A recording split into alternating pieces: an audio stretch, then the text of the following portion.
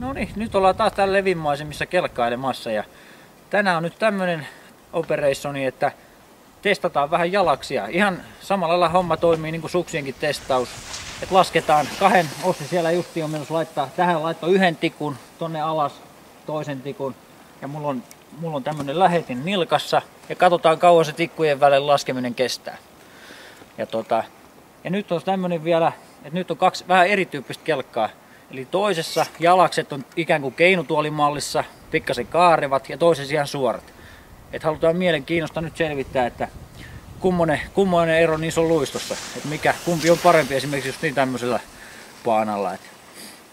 Et semmoista nyt tutkitaan. Ja sitten myöhemmin mennään tuonne maantielle, kovalle paanalle tutkia samaa juttua. Ja kulkeeko siellä paremmin muovi vai teräs ja niin poispäin. Niin tämmöistä nyt.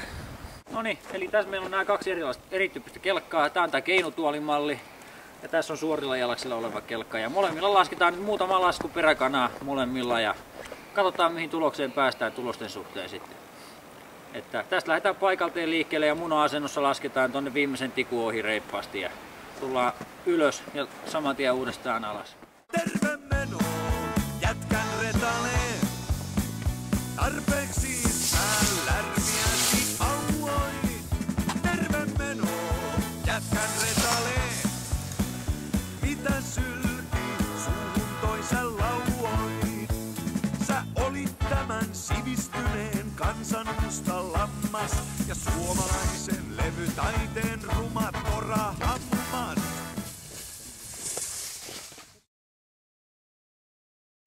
Noniin, ja nyt toinen testi, mikä suoritetaan tässä kovemmalla pinnalla, kovalla maantiellä. Testataan kahta asiaa. Eli taas tätä keinutuolijalasta verrattuna tähän suoraan jalakseen. Ja sen jälkeen kun ollaan ne saatu selville, niin vielä piruttaan testataan, että olisiko muovi nopeampi vai hitaampi, kun laittaisi vielä kovalle alustalle muovi alle. Veikkaan kyllä, että teräs on nopeampi, mutta se selviää kohta. Terve meno, jätkän retalee, tarpeeksi lärmiäsi auoi. Noniin, nyt on keinutuoli koettu ja nyt kokeillaan tää suorajalas seuraavaksi. Terve meno, jätkän retalee, tarpeeksi lärmiäsi auoi. 15.02 sen saa kuule antaa Ossille perkele lappäin. Ei tarvii sitten enää laskea uudestaan, se on niin selvä. Ei Nyt mä testaan vielä ton kelkan muovijalaksilla sitten seuraavaksi. No niin, eli meidän kennolaite sanoi nyt akkusopimuksen irti, joten tämä muovijalaksen testaaminen jää nyt sitten vähän keväämmälle, tai ainakin seuraaville päiville, mutta saatiin me nyt jotain tänään ainakin selville. Et näin.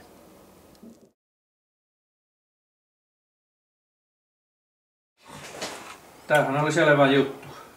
Se on aika selvää. Vahvennetut jalakset on vakaat.